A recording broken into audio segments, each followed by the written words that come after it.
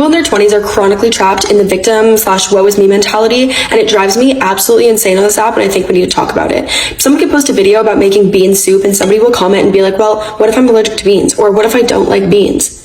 Don't watch the video, babe. It's not about you then. Or somebody will post a video about what they make making 6 figures, and someone will say, well, this is so unrelatable because I don't make 6 figures. So either A, don't watch the video, or B, maybe shift your mindset to change it from a perspective of this person has something I don't have. Don't be in the victim mentality. Change it to say, well, if they have it, that means it's possible for me. Being trapped in this victim mentality and the woe is me, whatever, is going to keep you exactly in the same place that you are now. And clearly you're very unhappy if that's the perspective that you have on it.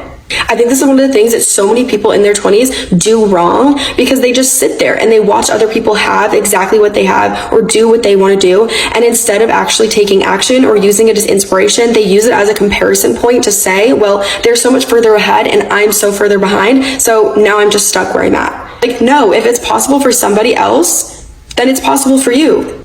And not everything is going to pertain to you, and that is okay. Let's have a discussion about Gen Z and victim mentality. Some of what I say will probably trigger you, so just be prepared for that. In the beginning, we had people who were less fortunate. And when I say less fortunate, I mean people who were disadvantaged, people who were suppressed, people who were marginalized. I'm sure you can imagine what those experiences might be. I don't even have to talk about them. But as time passed and we got into the modern age, something very, very interesting happened. Our culture shifted from marginalizing certain communities so they're disadvantaged to acknowledging the fact that certain communities are marginalized and disadvantaged and shining a light on that and embracing that and lifting those people up so that we can have a more equal playing field across the board. But simultaneously, we created a culture in which it has become cool and trendy to be part of a marginalized community. Stay with me. Because the people who weren't marginalized started to feel like they don't have any trauma to put a spotlight on if they're not part of one of these marginalized groups. So our generation began creating these niche marginalized groups so they can tell you all about how much trauma they've had in their life and make you feel just as bad for them for the unfair treatment they've experienced in the world. And just that fast, we have a generation of people who are competing to have the most drama so that everyone else can feel sorry for them and create a victim out of them. It feels as though people are using their diagnosis. They have ADHD, they have bipolar, they have BPD, they have, any sort of psychological disorder, and they're using it as an excuse to justify their actions and their behavior. It can explain your actions and your behavior, but it doesn't justify them. It doesn't give them just cause for existing. It might be your default way of doing things, but you are a human being who is capable of learning, growing, and adapting. And if you don't acknowledge that, what are you on? Depression is it's a disease. You can't control it, but it isn't you. You are not depression. Depression might contribute to your actions, but it is not responsible for them. You are responsible for your actions. You're responsible for the things you do in spite of the way you feel. You're responsible for your behavior. It's when people don't acknowledge this, when people just want to blame everything on their label, on something outside of themselves. Oh, it wasn't me who did it, it was my depression. Oh, it wasn't me who did it, it was my disorder. No, you're still responsible. You still have to be accountable for your actions. Even though that might be a contributing factor, it doesn't excuse your behavior. If you have ever had anyone tell you that you are playing victim, that you always have to be right, that it's always about you, that's very telling. You may be operating in a victim mentality. This mentality is learned. It comes from a place of feeling helpless. And there's dimensions when it comes to this mentality. You have a need for recognition. You want your pain and suffering to be acknowledged by other people. It makes you feel like you have this sense of power, makes you feel more powerful. And then that goes into a place of moral superiority where you feel as though your pain, your suffering, and your discomfort is above other people's. And then that goes to this place of a lack of empathy where you are oblivious to other people's pain and suffering. This also makes you develop this sense of entitlement. You feel like you're entitled to be selfish, and you feel like you're entitled to be aggressive, arrogant, or oblivious to other people. You tell the same story with no solution. You refuse to turn the page. And because of that, you keep yourself in a loop of suffering. You keep yourself in pain. But that makes people not want to be around you. Not every victim allows themselves to stay in a place of victimhood or operate in a victim mentality. Those who do who are not looking for a solution, but only want their pain and suffering to constantly be acknowledged, use manipulation tactics to keep people in their lives. It's a poor me act that you have developed. It keeps you away from being criticized, but it also allows you to manipulate people by guilt tripping them into staying in your life and to not abandoning you, not rejecting you because of the suffering that you have gone through before. But that becomes draining to other people and eventually it makes people want to get away from you. Your defensiveness, your sensitivity, your lack of accountability, your minimizing other people's pain, your constant acts to seek validation, your need to always be right kills relationships. People who have really worked on themselves and got out of that place generally do not want to be around you. The people who want to be around you are the ones who complain and blame just like you. I know it's a hard pill to swallow. You have to make a choice to get out of the state of mind that you're in. You have learned it, you can unlearn it. You have a choice to be a victim who stays in a victim mentality, or you can be a person who was victimized and comes out and conquers whatever they need to. The choice is yours. So how do you spot a victim mentality? Number one, they're easily upset by their circumstances. The natural response that somebody has when they're victimized is they get upset easily. They do this because they believe that the things that have happened to them, they had no control over. And so therefore they start to get angry, they get upset, they realize everything is happening to them. Number two, they're skeptical of others. Because they have not properly healed and gone through the work of finding some level of personal responsibility, they're skeptical that others will hurt them. And so they therefore keep a distance to make sure that they are not hurt. Number three, they believe it's not their fault. If they're struggling at their job, it's their boss's fault. If their marriage is struggling, it's because of their spouse. If their bank accounts are low, it's because of the economy. They believe that it's not their fault. True freedom and peace comes when we realize that we are responsible for the happiness and the outcomes in our lives, no one else.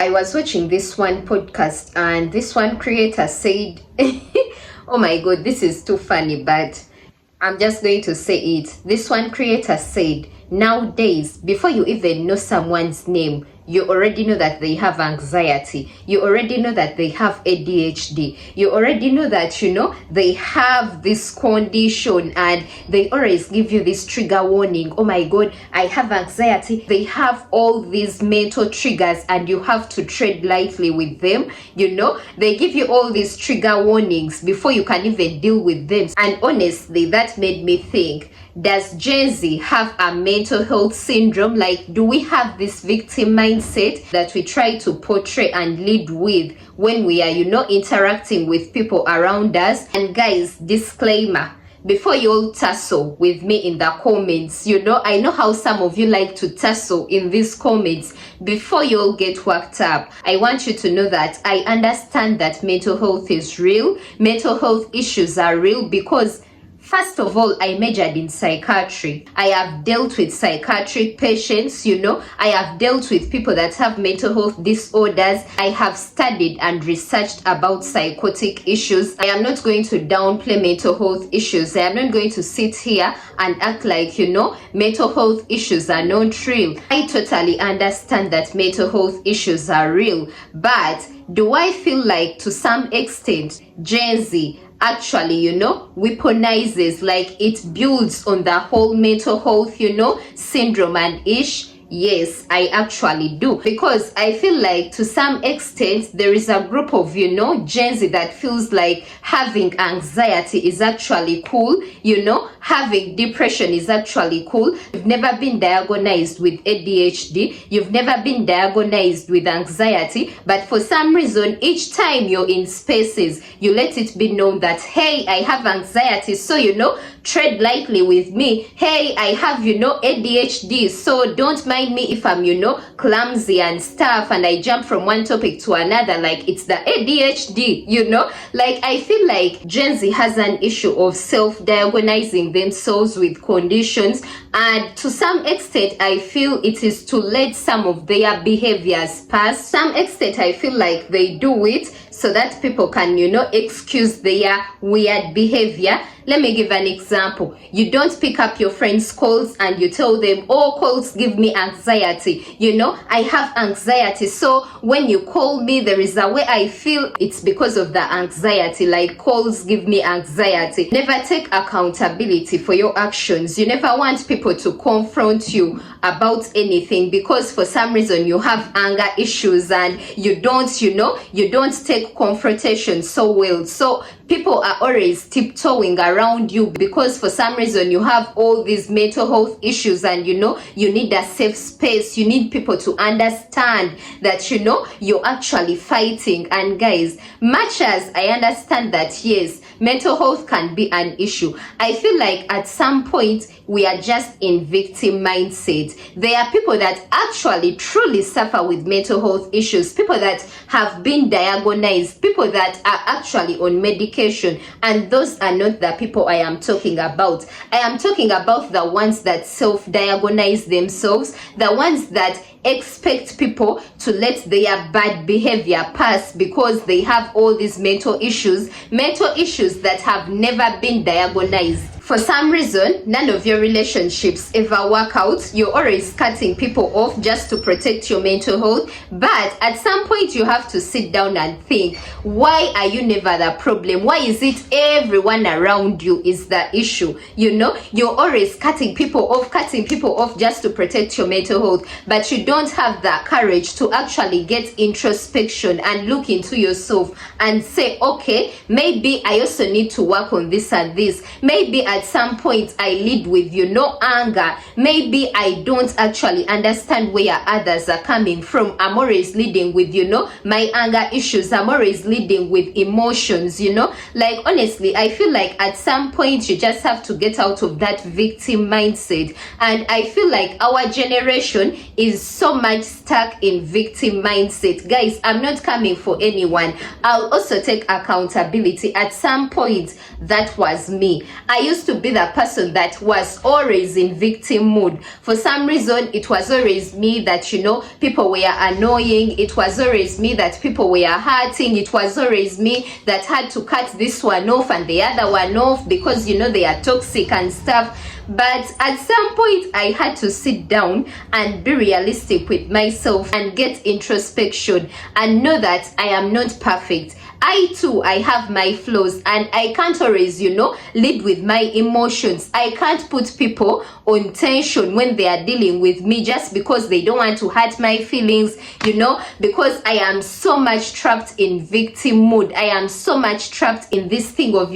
protecting my mental health and cutting people off that I actually lose out on significant bonds with people. I lose out on bonds that would actually have had a great impact on my life. And also guys, you have to know that in this world, no one is coming to save you. No one, absolutely no one is coming to save you. No matter how you feel, you have to get up and show up.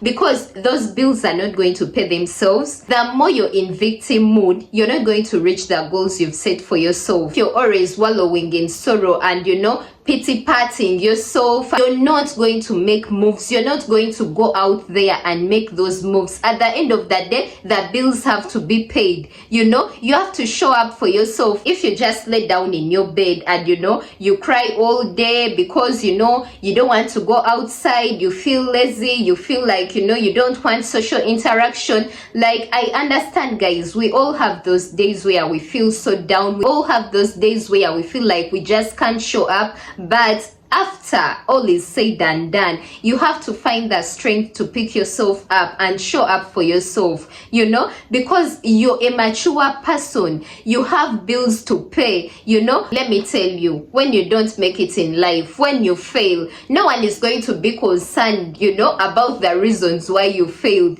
They will just look at you as a failure. No one will want to know the background story of why you didn't make it, No one will want to know that there were days where you couldn't show up because you know you were so sad and you had this anxiety. Like, people genuinely don't care, guys. People don't care. No one is going to give you a handout. No one is going to give you constant handouts. At some point you're going to have to, you know, get up and show up regardless of how you feel. You know, trust me, we all have those days where we feel so down, but you still show up, because you know, if you don't show up, then who is going to show up for you? Our generation needs to get out of the whole victim mindset and actually, you know, show up regardless. Like, just show up. And truthfully, I feel like social media to some extent has also had an impact on Gen Z when it comes to the whole, you know, victim mindset and mental health syndrome. Like, when you go on social media, everyone is preaching, oh, protect your mental health. Like, you don't have to work so hard. If you feel like your mental health is, you know, not okay, you don't have to show up. Like, just protect your mental health. It is okay to rest.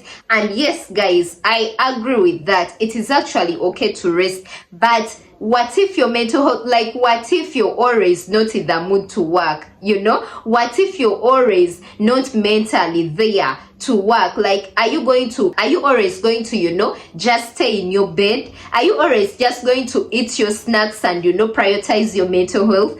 That is what I'm talking about. At some point you have to push yourself, you know, you have to push yourself out there even when you don't feel like it, you know, because honestly, the truth is that we all struggle, guys. We all struggle. Trust me, everyone has mental issues, but it is upon you to fight each and every day, to make it a point to show up regardless. Like, don't let, you know, your mental state define you. You can take back control. Like, I truly believe you can. And for the ones that feel like it's beyond, like you can't take it anymore, like you truly feel like, oh my god, seek, you know, medical attention, because mental health actually requires medical attention and you need to get diagnosed. Guys, stop diagnosing yourselves with conditions that you're not even sure of, you know. Stop glorifying all these mental conditions. Let me tell you, mental health is real, and you don't just have to throw the words around lightly, you know. You don't just have to use the word anxiety, you don't just have to use the word depression, because these are actually serious conditions, you know. Just because you feel sad for 1 or 2 days, that doesn't make you depressed. Just because, you know, you get a little bit of panic here and there, that doesn't make you an anxiety patient. Like, it doesn't make you anxious, you know. You actually have to get diagnosis before you can actually begin labeling yourself anxious. Anyways, guys, that being said, I'm going to end this video right here. Tell me what you guys think. Do you think Gen Z has a mental health syndrome and, you know, the victim mindset issue? Like, tell me what you guys think in the comment section below, and yeah, let's discuss further. But I know we may not agree to each and everything, but can we please disagree respectfully? Till next time, I remain Lisa. Peace and love. Don't forget to like, share, comment, subscribe, hit the notification bell so you get notified each and every time I drop a video. I love you all. Bye. Mwah.